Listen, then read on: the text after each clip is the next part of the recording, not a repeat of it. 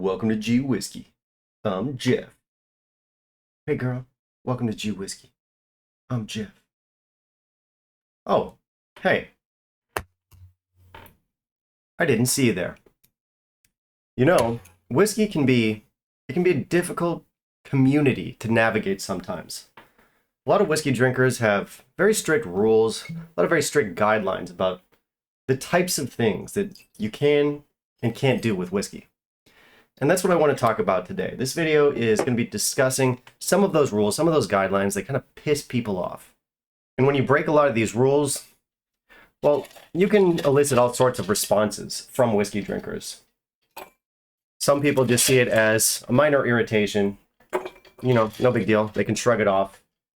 And other people might get genuinely upset at you. You know, you've broken a major rule, and it's just, in their eyes, it's completely unforgivable. So, what are these rules? Well, that's what we're talking about today. So these are going to be 5 specific things that just really piss off whiskey drinkers. So this will be an interesting video. Stick around. Cheers.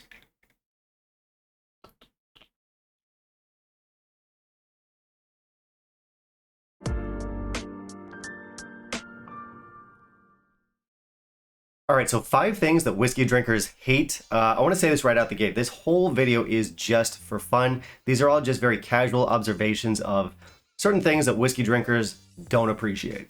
These are 5 things that elicit negative reactions from enthusiasts. I've noticed that a lot of these happen when I'm drinking with friends, but more often than not, they come from the internet, they come from online spaces, and that's strange because usually the internet it's such a lovely place. Anyway, I do have a mystery report in my glass as usual, guys. Make sure you stick around till after the list and I'll share with you what that is. And I don't want to waste any more time. Let's jump into our list. Here are 5 things that whiskey drinkers hate. In the meantime, if you'll kindly leave a like down below, that'd be greatly appreciated. All right, so for number 5, I guess we'll start off with the obvious one. If you watched the intro just now and it made your fist clench so hard that you nearly smashed your Glencairn, you're not alone. By the way, for the record, no Springbank was harmed in the filming of that intro. But yeah, ice and whiskey, Coke and whiskey, at least ice and or Coke in a fine single malt, not good. Not good if you ask me, not good if you ask anyone from my people, my culture. Now I hear you, you're thinking, Jeff, what do you mean your people, your culture? What are you talking about? Alcoholic. Now the Coke part we're going to ignore here because I think it's obvious to most people that you don't add Coke to a fine single malt. I'm sure some people do, and that's very indignant, but I want to focus on the ice part here because ice is something that a lot of people do add to fine single malts. I guess for ice, it does depend on the amount. Like if you add 1 ice cube to a fine single malt, I would argue that's probably 1 more than you need, but it's not a huge deal.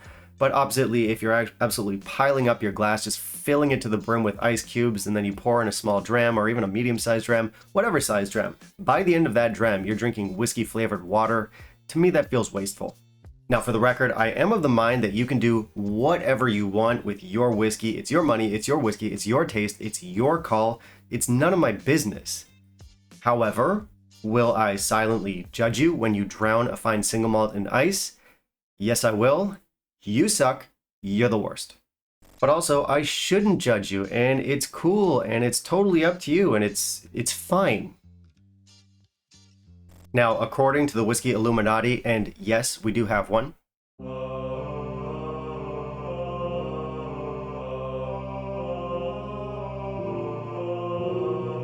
According to them, when you add too much ice to a whiskey, you're neutering the nose and you're washing away the intensity of flavor because A, it's cold, and B, you're diluting the flavors down. So it pains us. I remember I had some friends over a few years back. And I remember one of my buddies grabbed a bottle of Bowmore 18, which is of course a well-aged whiskey that I happen to really like.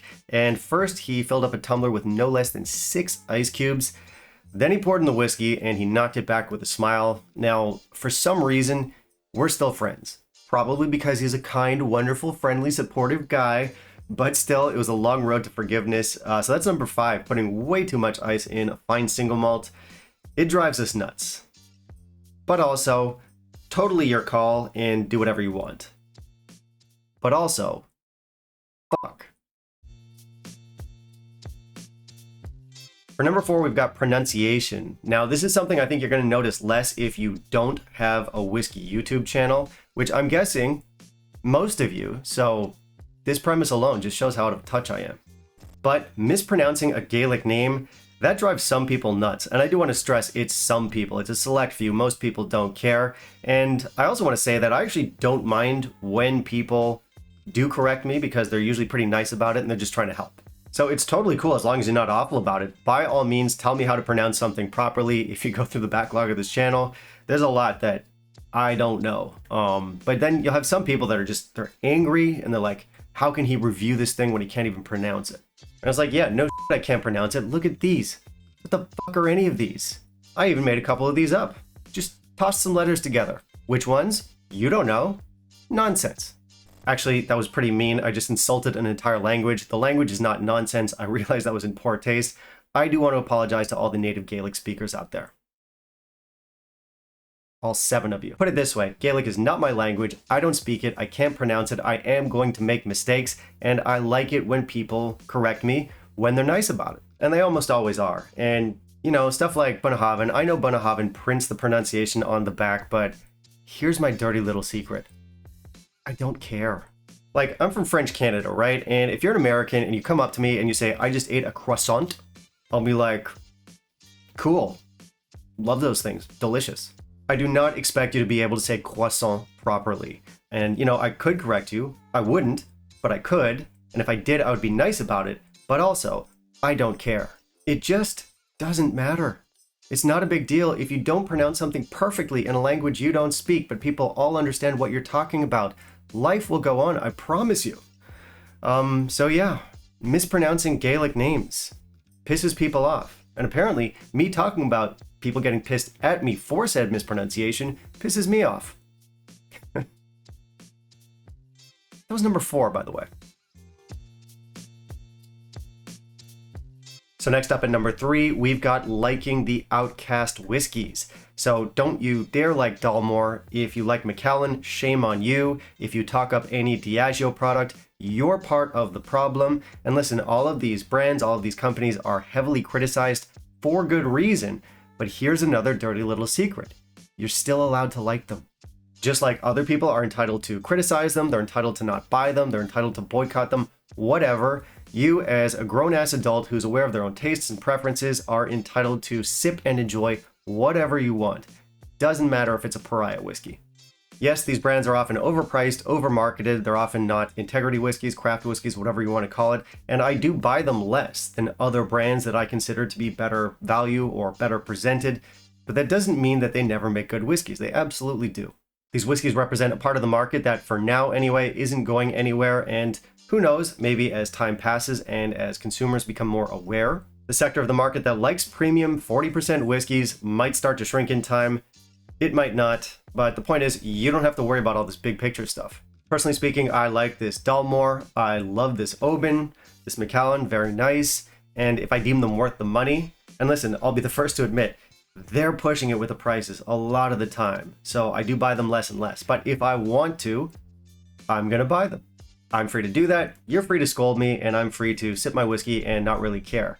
Now, I do encourage and endorse better presented, better value whiskeys over these whiskeys most of the time.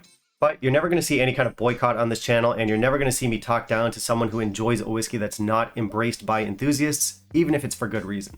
So coming in at number 3, drinking pariah whiskeys. Sip and enjoy, folks.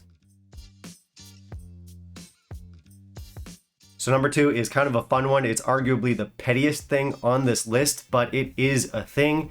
And that's when you don't like a whiskey that someone else really likes. Or maybe it's not even the case that you don't like it, but you're just not that enthusiastic about it. That can set some people off.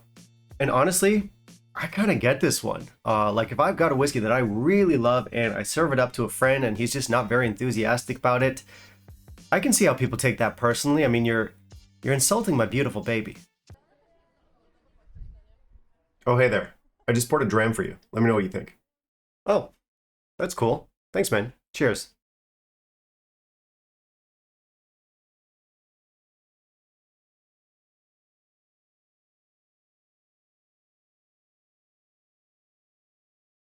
So, how is it? Do you like it? Yeah, I mean, it's not bad, I guess. It's not my favorite, but it's okay. You know what? I've never liked you. You're a stain on your family's name, and your taste in whiskey is pedestrian at best. You're joking, right? Um, I'm I'm gonna go. Yeah, go. Get out.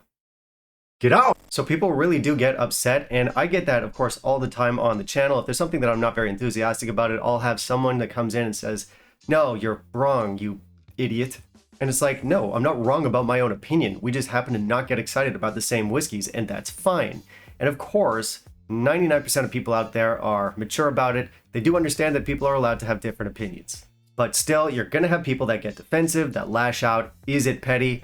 Absolutely. Do I understand where they're coming from?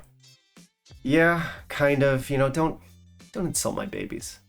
So that's a thing. Comes in at number 2, not loving a whiskey that somebody else loves. All right, so we made it to number 1, and so far this has been a pretty mixed list. There's a few of these that I am on board with, where these are things that kind of irritate me. Others are things that I just wouldn't care about personally. But I think this last one, I think number 1 is something that we can all get on board with, and that's just that we don't like snobs. And listen, I know I've called myself a snob on this channel many times. Those are jokes. I don't consider myself to be a snob, although I know some of you out there do. But I think the whiskeys that we want to celebrate the most are going to be the value whiskeys. They offer up good prices and great flavors. Those, of course, are the holy grails. But those grail finds are few and far between, so sometimes, yes, I will tell you guys, if you want a better experience, it might be worth spending a little bit more money here or here or here. That's not snobbery. Also, it's not snobbery if you have a collection of older whiskeys. Now, I have a little bit of everything in my collection, but I know people with nothing but very well-aged or very premium whiskeys, and they're almost all lovely. Snobbery obviously is just an attitude. If you talk down to people who buy cheaper whiskeys or who enjoy cheaper whiskeys, you're awful. Some people don't have the budget, whiskey's very expensive, and oppositely some people do have the budget and they just choose not to spend such an exorbitant amount of money on something that'll eventually get flushed down the toilet. And that's fair. Respect people's budgets, respect people's choices, respect people's tastes. Don't be a snob. Snobs are dicks. That's number 1. Okay, that was the list. I hope you enjoyed it, guys, and I want to reiterate, this was just for fun. I'm sure we're going to have some flared tempers down in the comments. I look forward to reading your comments, but again, not to be taken too seriously.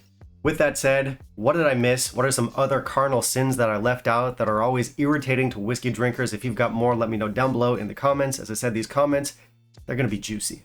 Finally, for those of you who stuck around to find out what my mystery pour is, I've got McLean's Nose. This is a beautiful whiskey. It's budget friendly, it's craft presented, it's delicious. It's definitely one worth checking out. And you might be asking yourself, Jeff, how does this tie into the theme of this video? And it's not, no, I just wanted it. So yeah, check it out. And I guess that concludes our video. That's the end of our list for today, guys. Thank you so much for watching. I hope you enjoyed it. If you want to help support the channel, I've got the Patreon. Otherwise, you can like, comment, subscribe, and you can let me know what whiskeys you want to see me review down the line, and I'll keep those in mind. Put that all down below in the comments, and we'll catch you next time. Bye, guys.